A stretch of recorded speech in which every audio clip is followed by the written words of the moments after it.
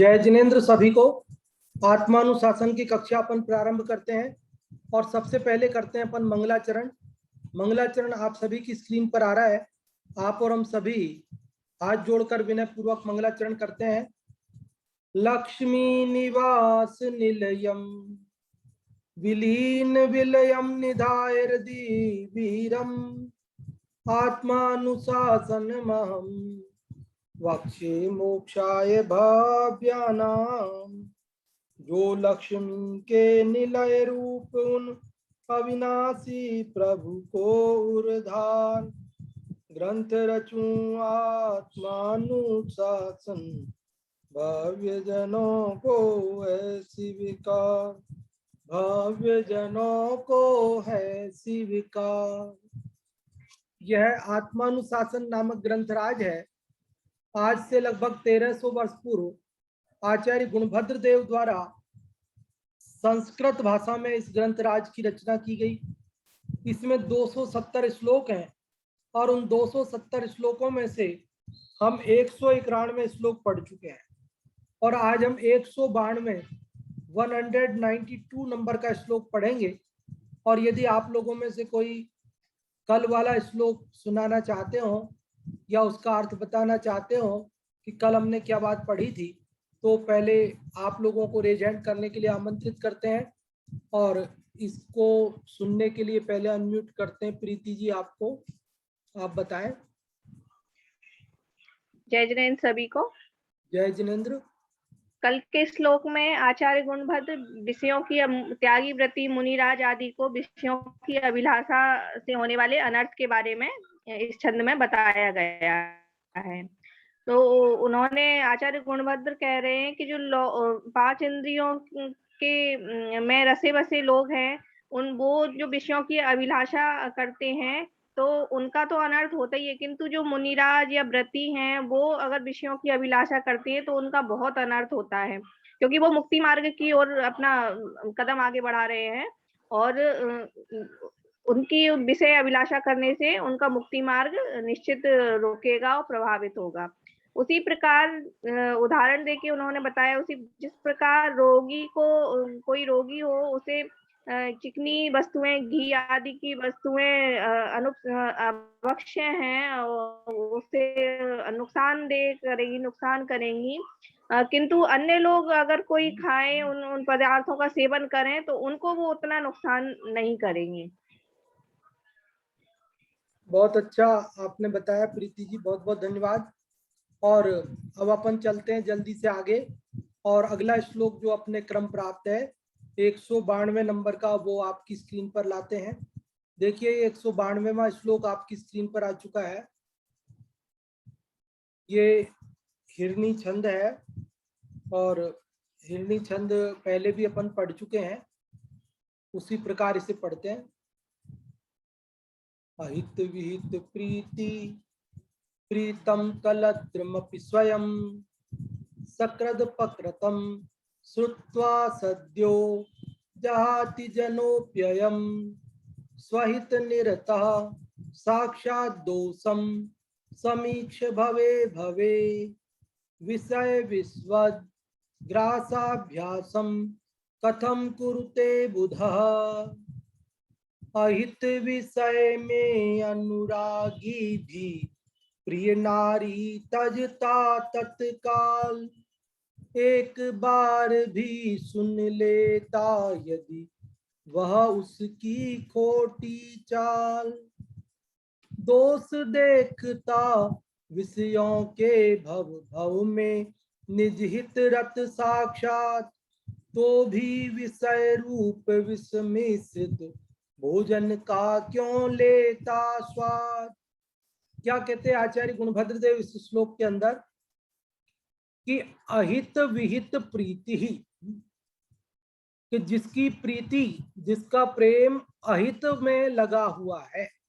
अहित मतलब अकल्याणकारी कार्यों में विहित लगा हुआ है।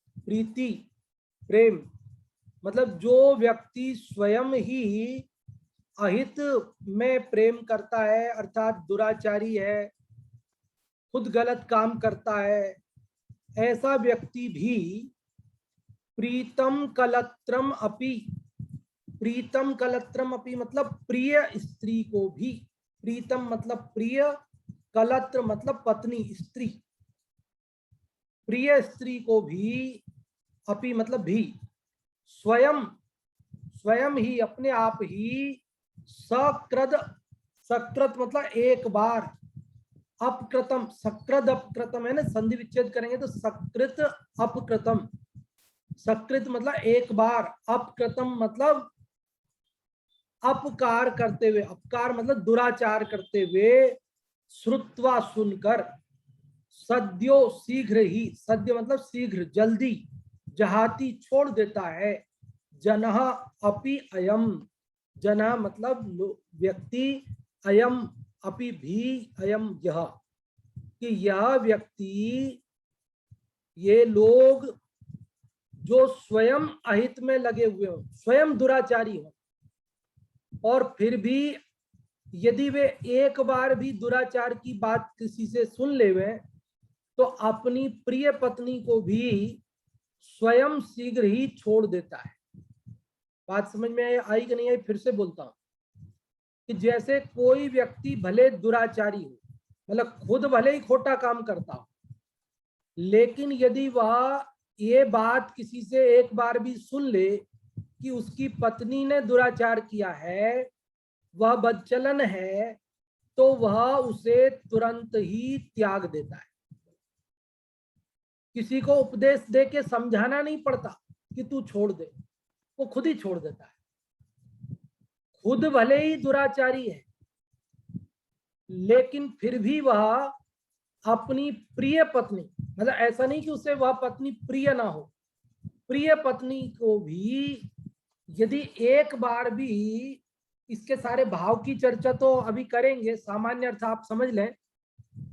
तो सामान्य अर्थ दो पंक्ति का फिर से मैं बोलता हूं कि यह व्यक्ति, ये लोग जो स्वयं अहित में लगे हुए हैं, दुराचरण में लगे हुए हैं, वे अपनी प्रिय पत्नी के दुराचार को यदि एक बार भी सुन लेते हैं तो वे शीघ्र ही अपने आप उसे छोड़ देते हैं। तो फिर स्वहित निरतः, अपने हित में लगे हुए, साक्षात दोषम समीक्ष, साक्षात दोषों को देखकर, भवे भवे भव भव में दोषों को देखकर, विषय विश्वत, विषय रूपी विषों, विष के समान, विषय रूपी विष, विषय रूपी जहर को, ग्रासाभ्यासम, उसका ग्रासाभ्यास अर्थात उसका सेवन, कथम कुरुते बुध, बुध मतलब बुद्धिमान ज्ञानी, कथम कुरुते कैसे करते हैं। आपको समझ में आया कि नहीं? एक बार फिर से मैं बोलता हूं।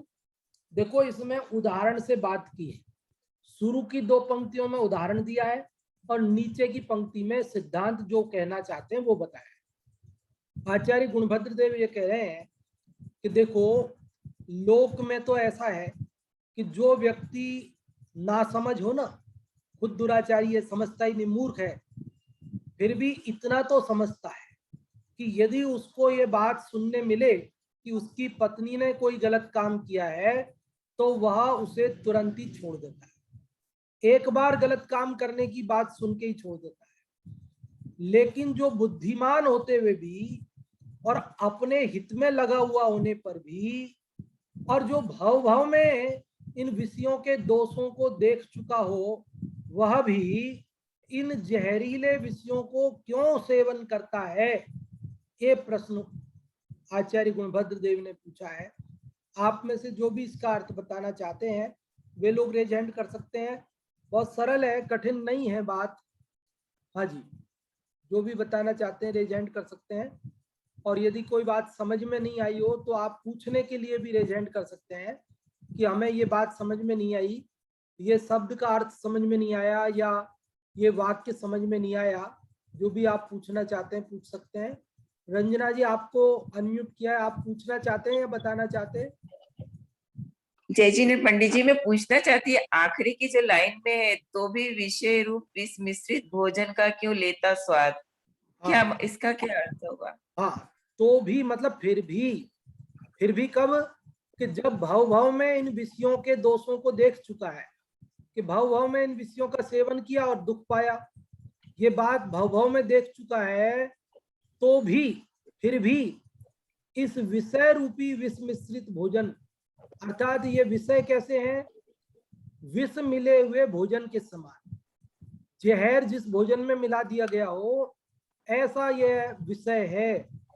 इन विषयों को क्यों स्वाद लेता है फिर वो, जैसे जिस भोजन में जहर मिला हुआ हो, भले ही वो मिठाई भी हो, तो हम खाना चाहेंगे क्या? नहीं। नहीं। तो फिर ये विषय जो कि हमें भाव भाव में मरण कराते हैं, जहर से क्या होगा, अगर जहर मिले हुए भोजन को खा लेंगे तो क्या हो जाएगा कि हम मर जाएंगे, और कितनी बार कि एक ही बार मरेंगे। लेकिन ये विषय रूपी विष को तो सेवन करके हम भाव भाव में मरे हैं, अनंत जन्म मरण किए हैं।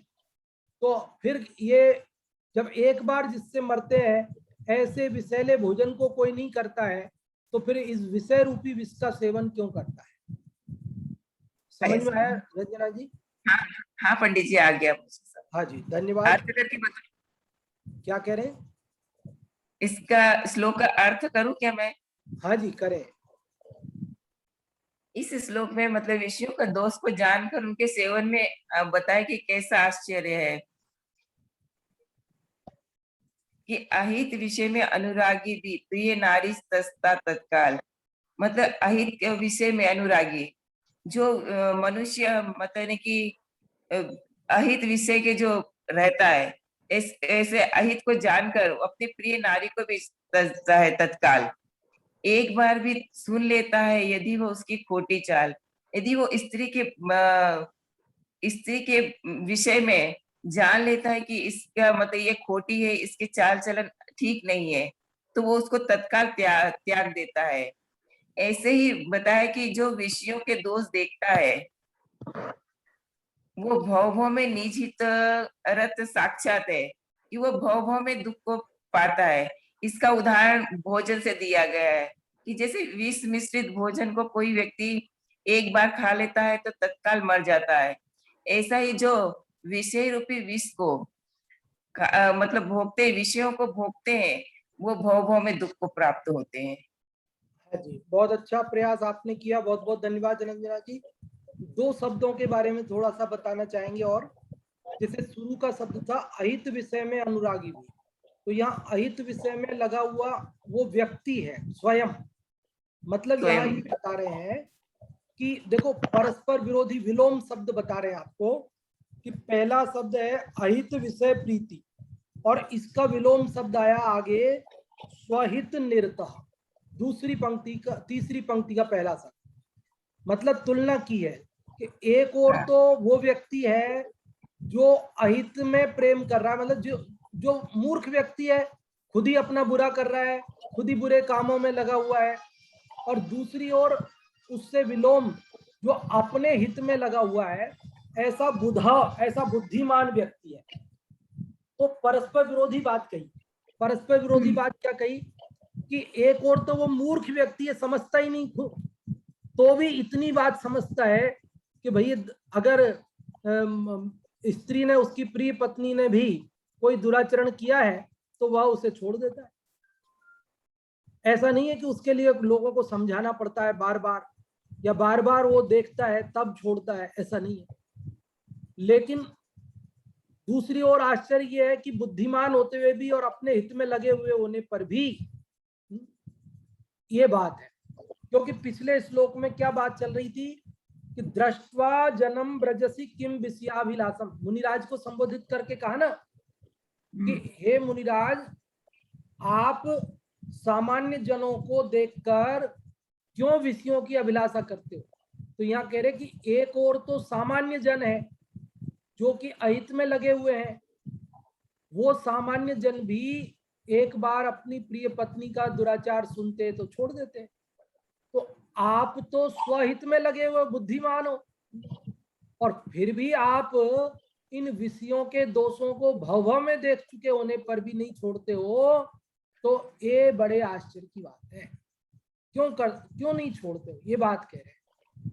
और ये एक शब्द ये बताना चाहते हैं, तीसरी पंक्ति का जो अंतिम शब्द है निज हित रत।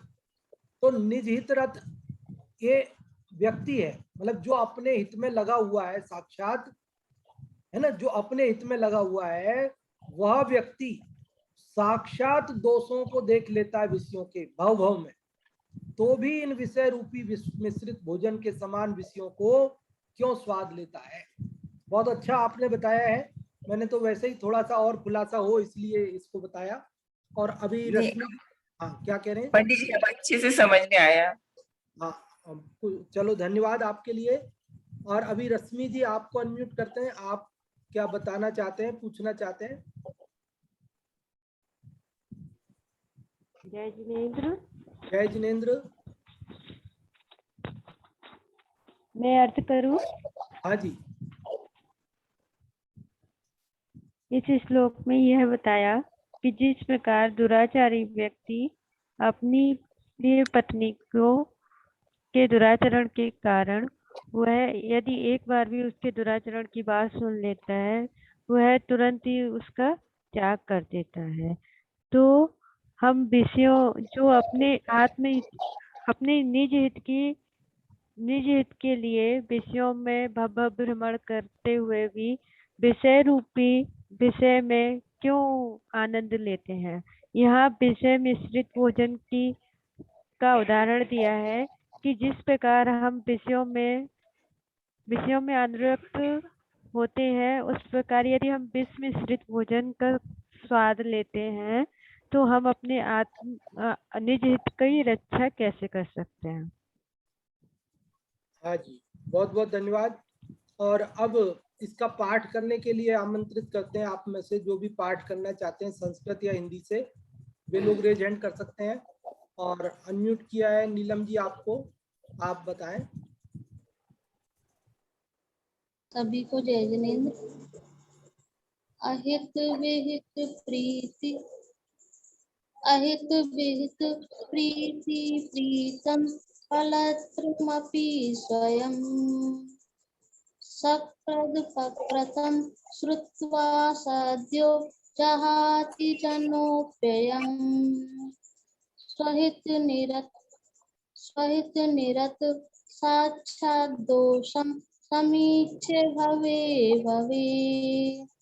विषय भद्रासाभ्यां कथम कुरुते बुधे।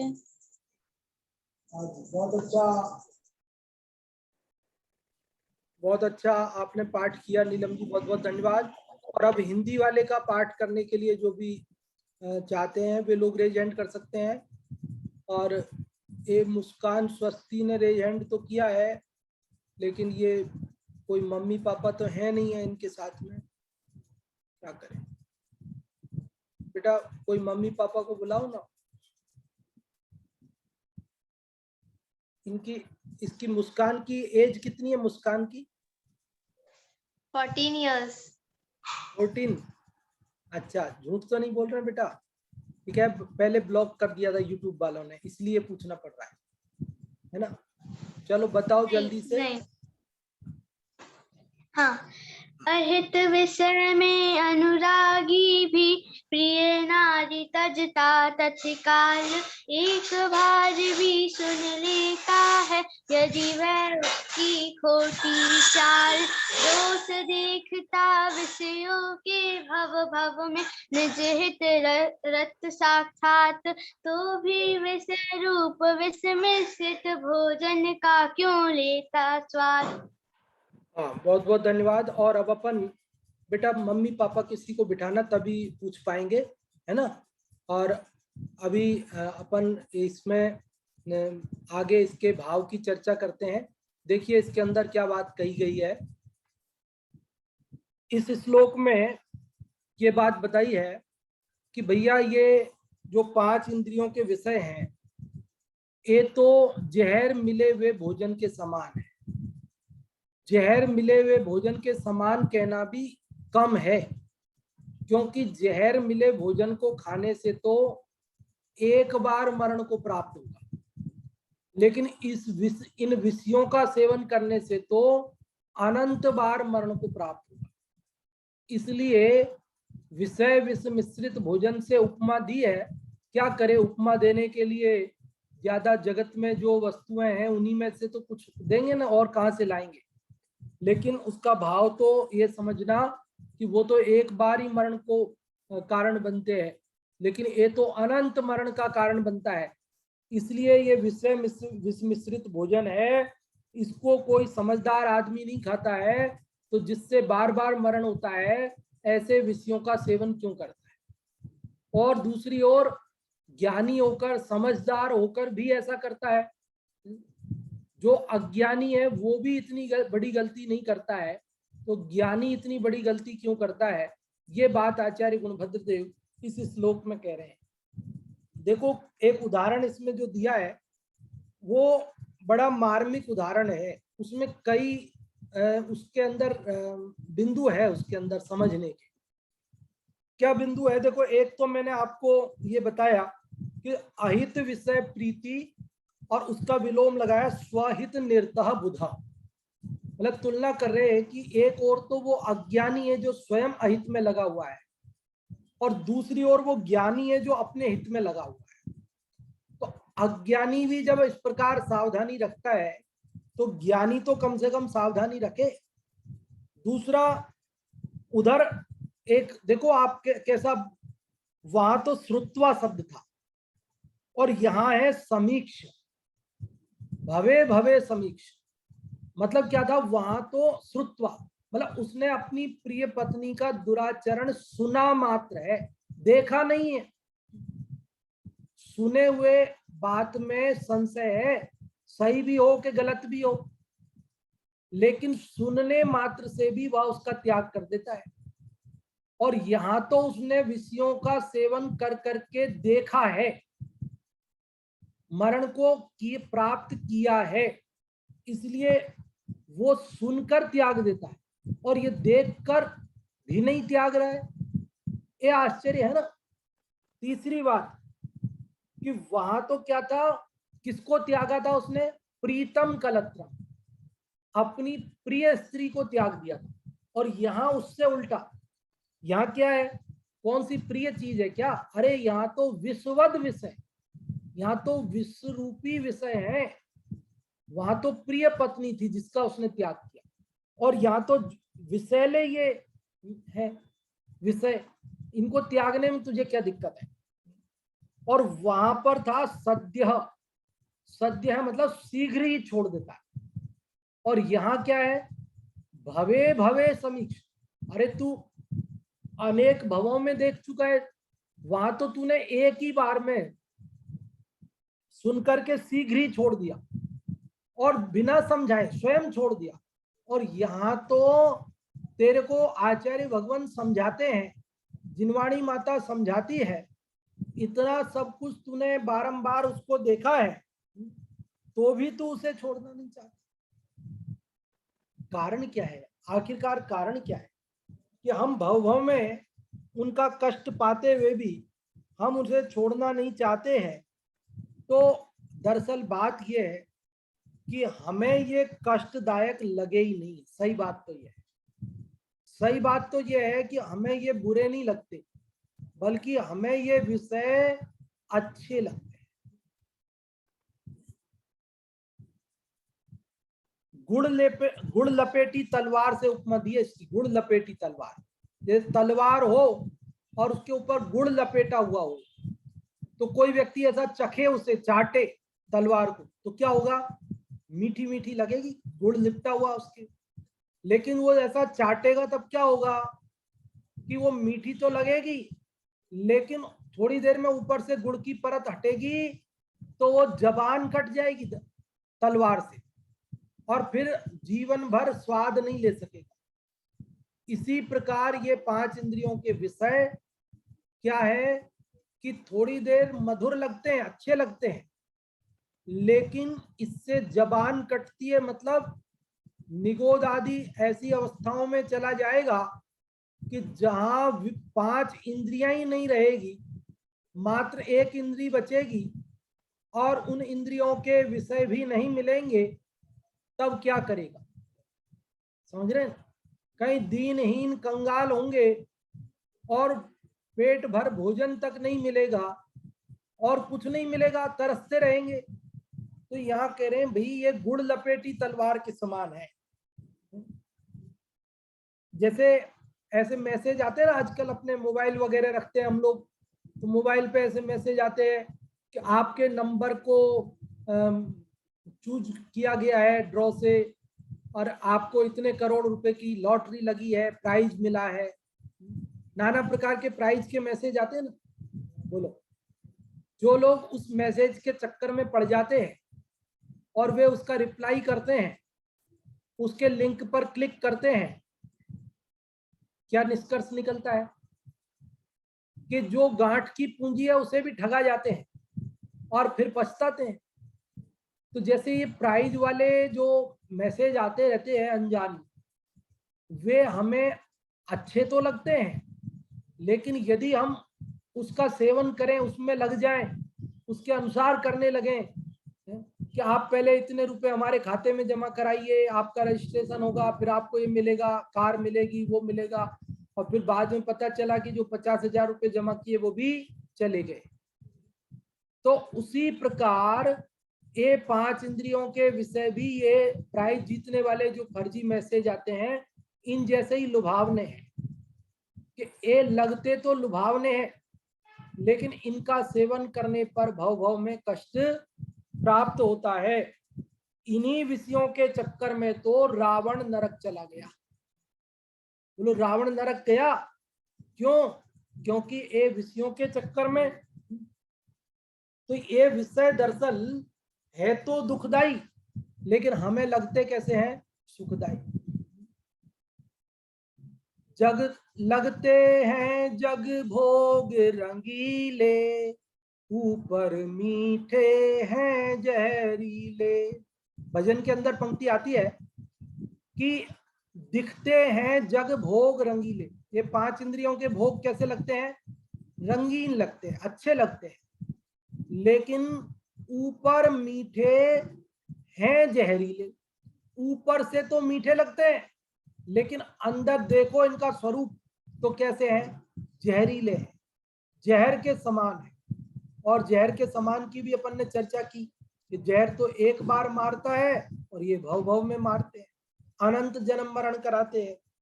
इसलिए ये इंद्रियों के जो विषय हैं ये बड़े ही विषैले हैं, त्यागने योग्य है। पूजन में भी पंक्ति हम बोलते हैं, इंद्रिय के भोग मधुर विष सम, लावण्यमयी कंचन काया। यह सब कुछ जड़ की पीड़ा है, मैं अब तक जान नहीं पाया। इंद्रिय के भोग मधुर विष सम। ये इंद्रियों के भोग कैसे हैं? मधुर विष, मीठे जहर के समान। कैसे है? जहर हो, खाने में मीठा लगे, बड़ा खतरनाक होता है। बोलो, कड़वा जहर अच्छा होता है कि मीठा जहर अच्छा होता है? कौन सा जहर अच्छा होता है? कड़वा वाला जहर अच्छा होता है कि मीठा वाला? बताओ, जो भी बताना चाहते हैं रेजेंट करो तो हम आपको अनम्यूट करते हैं। हाँ रितु भाभी जी, आप बताना चाह रहे हैं कि मना कर रहे हैं? क्या कह रहे हैं? दोनों भी नहीं अच्छे हैं। दोनों भी नहीं अच्छे हैं, लेकिन अगर दोनों में से एक अच्छा ऐसा बताने का हो, दूसरा कोई ऑप्शन नहीं हो, तो क्या बताएंगे आप? नहीं, एक भी नहीं है अच्छा। एक भी नहीं है, आपका कहना तो यह है। चलो हाँ। रश्मि जी से पूछते हैं। रश्मि जी आप बताएं, एक भी अच्छा कड़वा नहीं है। जहर अच्छा कि मीठा जहर? जहर तो मीठा भी अच्छा नहीं है और कड़वा भी अच्छा नहीं है। अच्छा, वो तो ठीक है।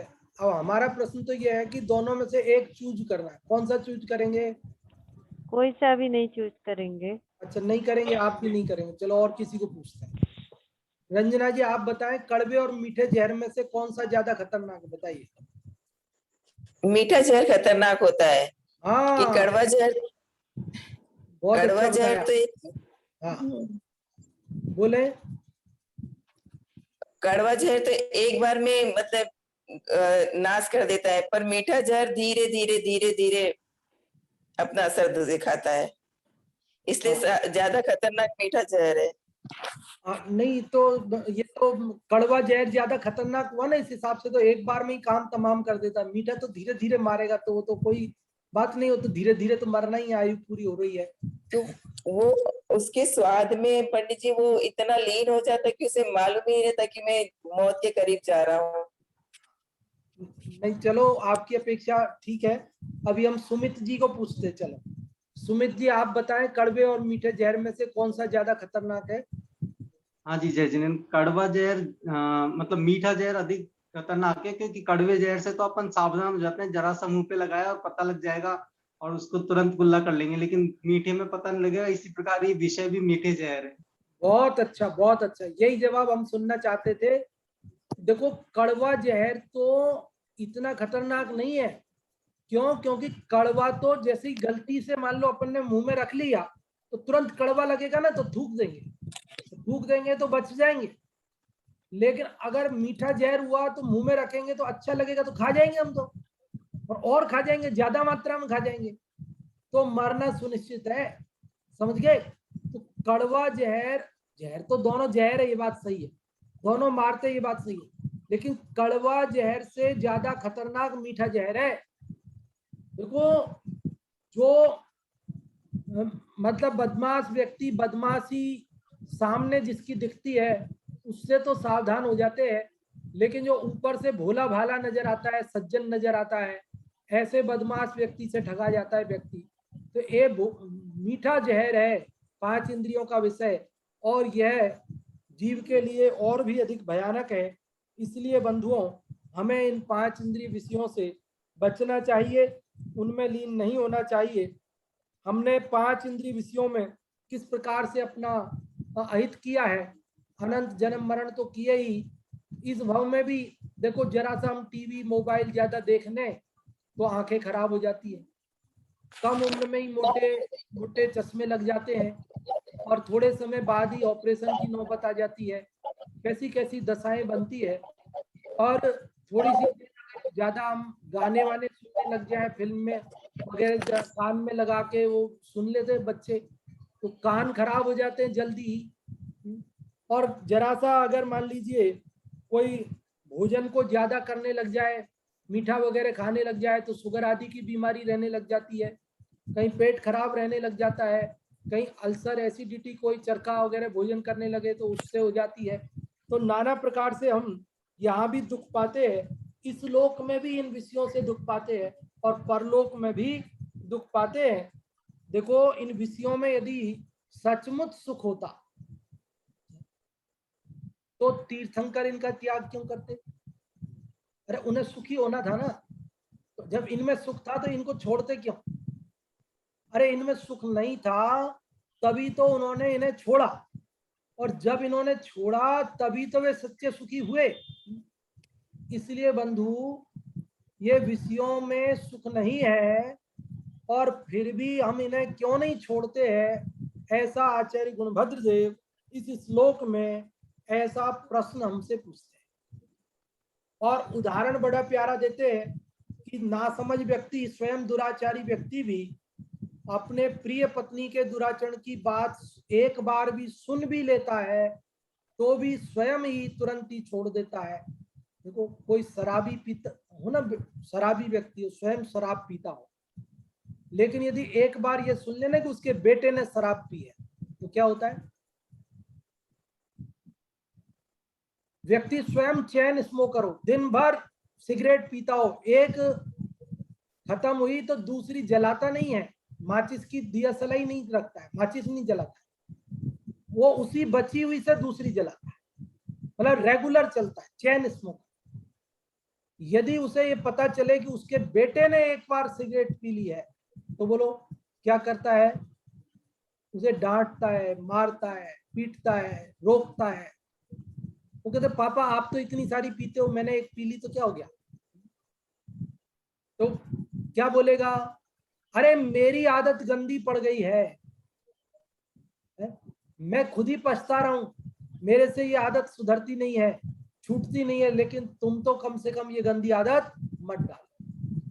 तो जो इतना अज्ञानी है ना, मूर्ख है, खुद तो अहित में लगा है, खुद तो सिगरेट पी रहा है, खुद तो शराब पी रहा है, लेकिन फिर भी यदि कोई दूसरा उसका प्रिय पुत्र भी यदि सिगरेट पिए तो वह उसे रोकता है, मना करता है।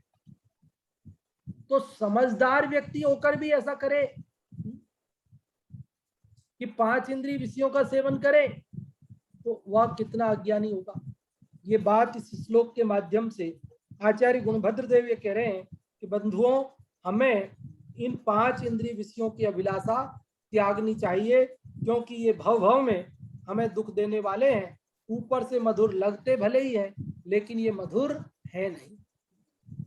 प्रवचन सार जी में आचार्य कुंद देव तो ऐसा लिखते हैं, सपरम बाधा सह्यम विच्छिन्नम बंध कारणम विषमम जम इंद्रिये ही लद्धम तम सोखम दुख में अर्थ समझ में आया? इंद्रिय सुख सुख नहीं, दुख है विषम बाधा सहित है बंध का कारण दुखद परतंत्र है विच्छिन्न है।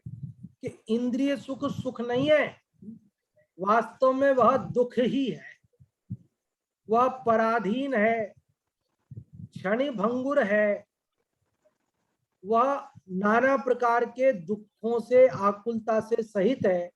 इसलिए हमें उस इंद्रिय सुख का त्याग करना चाहिए, इंद्रिय विषयों में नहीं लुभाना चाहिए। ऐसी मार्मिक प्रेरणा देने वाला ये श्लोक अभी हमने पढ़ा। अभी हम आप लोगों से पूछेंगे, जो भी आप में से बताना चाहते हैं रेज हैंड कर सकते हैं। और अभी जिन लोगों ने रेज हैंड किए हैं उनमें से हम पहले अंगूरी जी आपको अनम्यूट कर रहे हैं, आप बताएं। जय जिनेन्द्र पंडित जी। जय जिनेन्द्र। अहित विषय में अनुरागी भी प्रिय नारी तजता तत्काल, एक बार भी सुन लेता यदि उसकी कोटि चाल, दोष देखता विषयों के भव में निहित रत साक्षात, तो भी विषय रूप विस्मित भोजन का क्यों लेता स्वाद।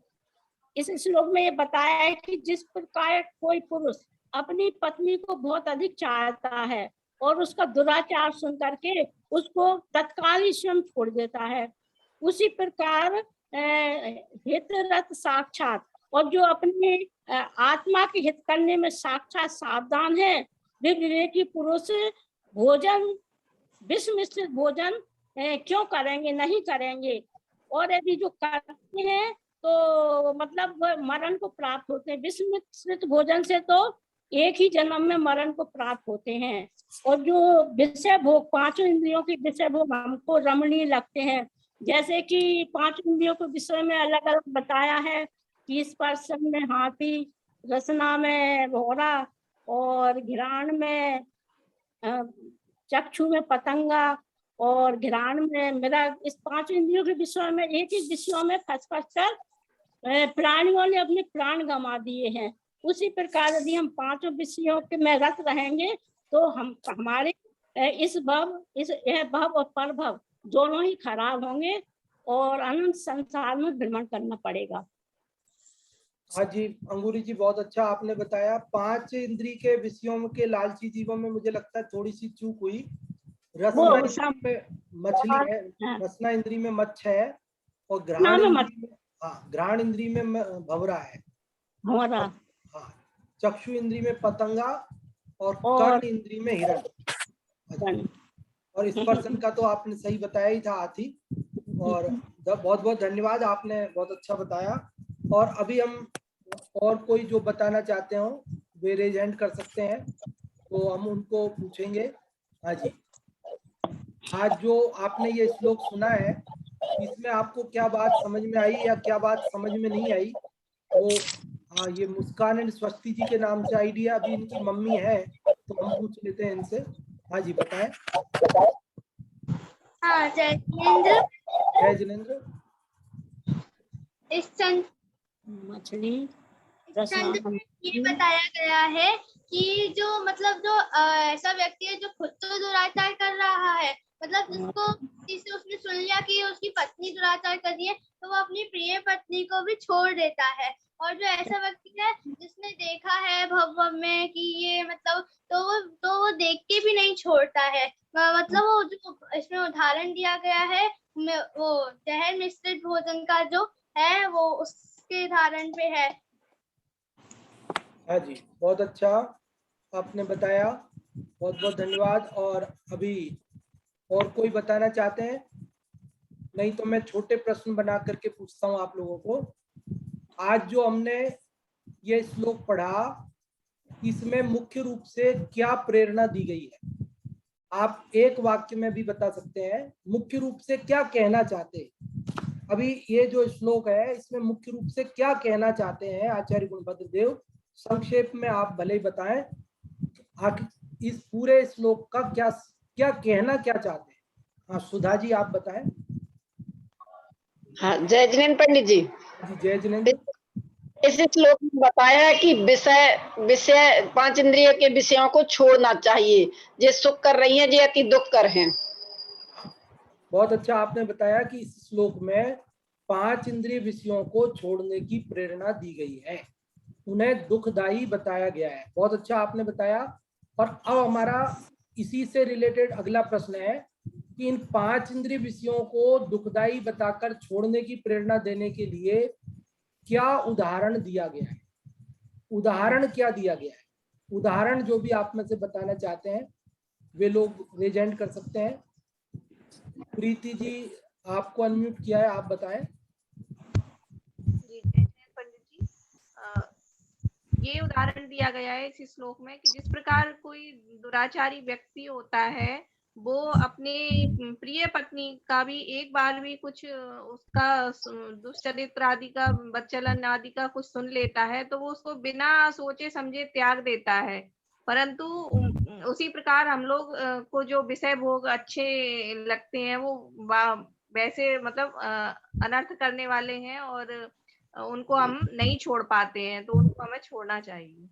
अच्छा, बहुत अच्छा आपने बताया कि इसमें उदाहरण दे करके इस प्रकार से बात को समझाया है कि एक और तो वह जो स्वयं कुछ अहित में लगा हुआ है वह व्यक्ति भी और मात्र एक बार अपनी पत्नी के दुराचरण की बात सुनता मात्र है तो भी वह शीघ्र ही उसे छोड़ देता है। और दूसरी ओर ये 5 इंद्रिय के विषय जो भाव में दुखदाई हमने स्वयं अनुभव किए हैं और फिर भी हम बुद्धिमान होते हुए भी इन्हें नहीं छोड़ रहे हैं, ये बड़ा आश्चर्य कहा है। इस प्रकार से इसमें उदाहरण से बात को समझाया है। और अभी हमने इसकी चर्चा करते समय विषयों के लिए एक उदाहरण दिया था। क्या उदाहरण दिया था आप में से बताना चाहेंगे? विषयों के लिए कैसी तलवार के रूप में बताया है, विषयों को कैसी तलवार बताया है? और संजय जी बेंगलोर से आपको अनम्यूट किया है, आप बताएं। कि वो गुड़ लेप किया हुआ तलवार जैसे बताया हुआ है। बहुत और अच्छा। और वो विष मिश्रित आहार का स्वाद जो लेता है, ऐसे जो विषयों को उसको कंपेयर करके उसको छोड़ने की प्रेरणा दिया है आचार्य देव ने। हाँ जी, बहुत अच्छा आपने बताया कि ये जो 5 इंद्रिय के विषय है ना, गुड़ लपेटी तलवार का उदाहरण दिया गया है, जिसमें बताया कि गुड़ को लपेटी तलवार को व्यक्ति चाटता है, वो मधुर लगती है लेकिन साथ ही जबान भी कट जाती है। उसी प्रकार ये 5 इंद्रिय के विषय मधुर लगते हैं लेकिन उनका सेवन करने से अनंत बार जन्म मरण होता है। इसलिए ये सब 5 इंद्रिय के विषय हमें छोड़ने चाहिए। ये बात इस श्लोक के माध्यम से आचार्य गुणभद्र देव ने आप और हम सबको समझाई। आप और हम सब इन विषयों की आसक्ति घटाएं और इनका त्याग करें।